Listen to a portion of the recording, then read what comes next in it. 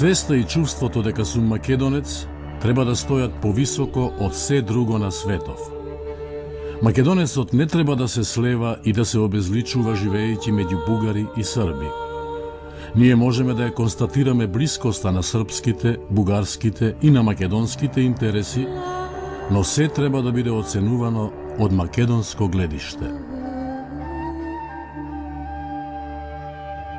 Тоа го напише и го објави Крсте Петков Мисирков во софискиот весник Мир на 25 март 1925-та, една година пред смртта.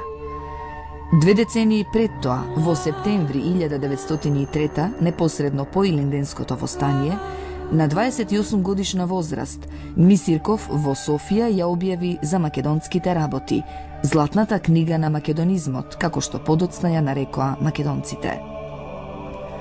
Во неа Мисирков ги назначи посебностите на македонската нација.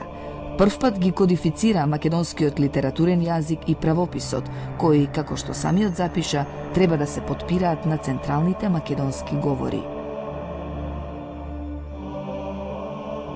И така, користа што ќе ни ја дајат нашиот општ литературен јазик, ни служи за мерило при избирање на речие за таја целја.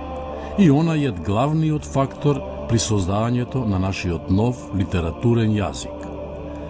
А та тешка задача ќе се достигне само ако македонецот од Северна Македонија подаи трака на својот брат од Јужна Македонија и македонецот од Источна Македонија подаи трака на тој од Западна.